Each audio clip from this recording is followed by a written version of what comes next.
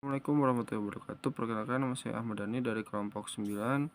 Di sini saya akan menjelaskan mengenai penanaman modal asing sebagai berikut. Penanaman modal asing atau PMA adalah kegiatan menanam modal untuk melakukan usaha di wilayah negara Republik Indonesia yang dilakukan oleh penanaman modal asing, baik yang menggunakan modal asing sepenuhnya maupun yang berpatungan dengan penanaman modal dalam negeri. PMA merupakan bentuk investasi dengan jalan membangun, membeli total atau mengakuisisi perusahaan. Penanaman modal di Indonesia diatur dalam Undang-Undang Nomor 25 Tahun 2007 tentang penanaman modal.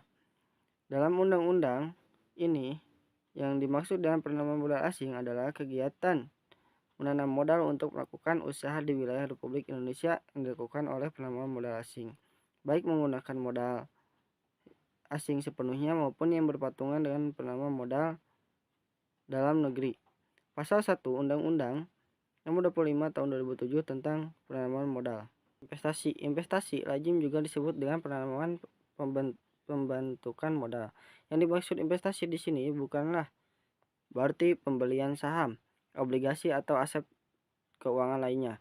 Namun, investasi di sini adalah yang bertujuan untuk memperbesar output dan pendapatan di kemudian hari.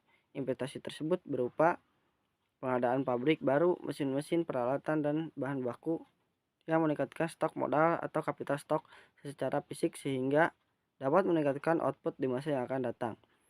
Dengan demikian, para investor harus mengestimasi besaran penerimaan untuk tahun ini, tahun depan, dan tahun-tahun selanjutnya sepanjang usia produktif dan investasi yang dilakukan.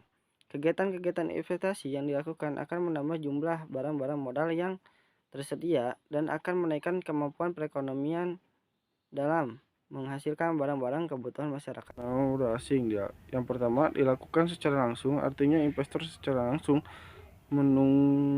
menanggung risiko yang akan dialami dari penanaman modal tersebut.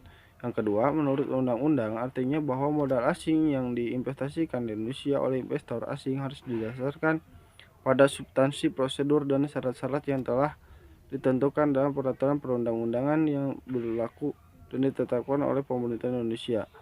Yang ketiga, digunakan untuk menjalankan perusahaan di Indonesia, artinya modal yang ditanamkan oleh investor asing digunakan untuk menjalankan perusahaan di Indonesia harus berstatus sebagai hadiah hukum. Ada hak dan kewajiban. Hak dan kewajiban penanaman modal, khususnya penanaman modal asing, telah ditentukan dalam pasal 8, pasal 10, pasal 14, pasal 15, dan pasal 18 Undang-Undang Nomor 25 Tahun 2007 tentang penanaman modal. Hak investor asing berikut sebagai berikut: 1. Mengalihkan aset yang dimilikinya kepada pihak yang diinginkannya. 2. Melakukan transfer dan repatriasi dalam valuta asing, antara lain terhadap A. Modal, B. Keuntungan bunga bank, dividen, dan pendapatan lain, C. Dana-dana yang diperlukan untuk pembelian bahan baku dan penolong, barang setengah jadi atau barang jadi, serta penggantian barang modal dalam rangka untuk melindungi kelangsungan hidup penanaman modal. D. Tambahan dana yang diperlukan bagi pembiayaan penanaman modal.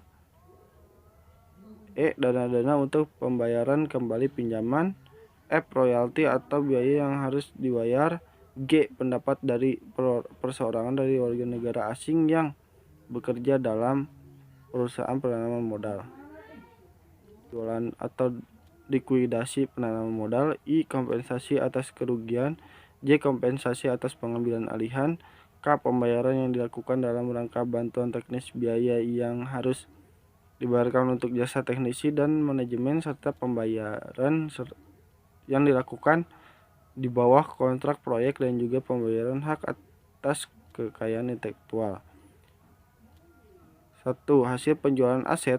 Hak ini tidak mengurangkan kewenangan pemerintah untuk A. memberitahukan ketentuan peraturan perundang-undangan yang mewajibkan pelapor pelaksanaan transfer dana. B. Hak pemerintah untuk mendapatkan pajak dan atau royalti atau pendapat pemerintah lainnya dan dari penanaman modal. C. Menggunakan tenaga ahli warga negara asing untuk jabatan dan keahlian tertentu. D. Mendapatkan kepastian hak hukum dan perlindungan. E. Informasi yang terbuka mengenai bidang usaha yang dijalankan. F. Hak pelayanan. G. Berbagai bentuk fasilitas kewajiban penanaman modal khususnya investor asing telah ditentukan dalam pasal 15 Undang-Undang Nomor 25 Tahun 2007 tentang penanaman modal, yaitu 1. Menerapkan prinsip tata kelola perusahaan yang baik. 2. Melaksanakan tanggung jawab sosial perusahaan. 3. Membuat laporan tentang kegiatan penanaman modal dan menyampaikan kepada Badan Koordinasi Penanaman Modal. Yang keempat, menghormati tradisi budaya masyarakat sekitar lokasi kegiatan usaha penanaman modal. Yang kelima, mematuhi semua ketentuan peraturan perundang-undang. Perkenalkan, nama saya Audrey Sania Pratiwi. Di sini saya akan menjelaskan mengenai perkembangan penanaman modal asing di negeri ini. Dimulai pada sejak tahun 1968 yang terdapat di Undang-Undang Nomor 6 pada tahun 1968 tentang penanaman modal dalam negeri sampai dengan saat ini. Dengan adanya undang-undang memberikan kesempatan kepada investor domestik menanamkan modalnya dalam negeri. Kajian tentang perkembangan investasi domestik dapat dikaji dari dua era, yaitu era Orde Baru dan era reformasi. Pelaksanaan investasi domestik pada era Orde Baru dimulai pada tahun 1968 sampai dengan 1997. Jumlah investasi domestik yang diinvestasikan oleh investor domestik pada masa Orde Baru sebanyak 580 triliun. Sedangkan masa reformasi dimulai sejak tahun 1998 hingga saat ini, berjumlah 416.000 triliun. Lalu bagaimana prosedurnya untuk menanamkan modal dalam negeri ini? Penanaman modal dalam negeri atau PMDN merupakan penanaman modal di mana modal yang diinvestasikan berasal dari modal dalam negeri dan pemilik modalnya berasal dari warga negara Indonesia. Pihak dapat mengajukan permohonan penanaman modal baru dalam rangka penanaman modal dalam negeri. PMDN adalah yang pertama, persero terbatas atau PP. Kedua, Communautaire Vennoscap atau CIVI. Yang ketiga, Firna atau FA. Keempat, Badan Usaha Koperasi. Kelima, BUMN. Keenam, BUMD. Dan ketujuh, perorangan. Lalu bagaimana syarat-syaratnya untuk permohonan penanaman modal? Dalam rangka PMDN diajukan kepada Kepala BKPM dalam rangka 2 dengan menggunakan formulir model yang pertama PMDN. Formulir model pertama telah dibakukan oleh BKMPM. Ini dimaksud untuk mempermudah calon investor domestik untuk mengajukan permohonan kepada BKPM.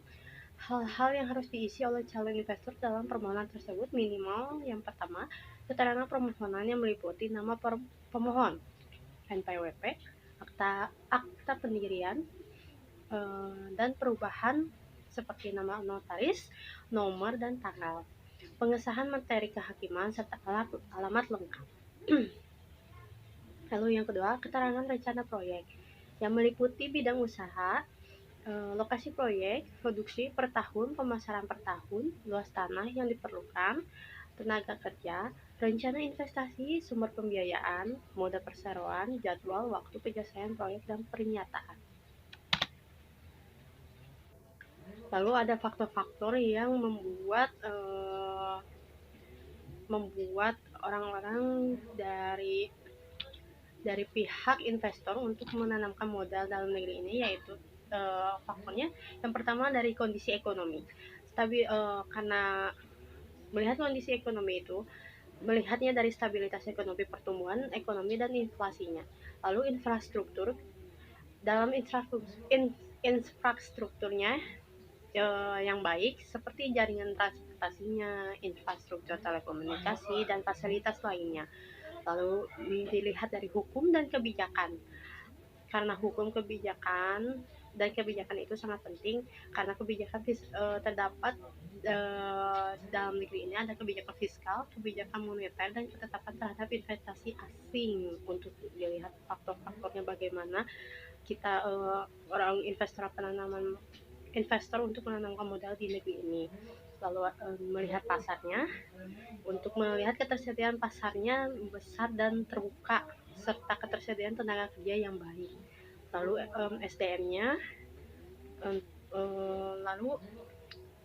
lalu melihat dari segi politiknya. Dari Alam M. Lukman menyatakan bahwa penanaman modal asing dipengaruhi oleh variabel lingkungan dan variabel internalisasi. Ada 3 jenis variabel lingkungan yang menjadi perhatian, yaitu ekonomi, non-ekonomi, dan pemerintah. Lalu juga ada teori dari John During. Teori ini merumuskan persyaratan yang terdiri dari 3 hal bila sebuah perusahaan ingin berkecimpung dalam penanaman modal asing. Kesimpulannya adalah kemudahan mengenai penanaman modal asing adalah bahwa berbisnis memiliki pengaruh yang negatif dan signifikan terhadap penanaman modal asing langsung dan penanaman modal dalam negeri. Peringkat kemudahan berbisnis yang tinggi menunjukkan regulasi kemudahan berbisnis yang sulit yang membuat investor asing tidak tertarik untuk menanamkan modalnya di negeri tujuan investasi. Oleh karena itu, regulasi kemudahan berbisnis di suatu negara perlu diperhatikan dengan baik.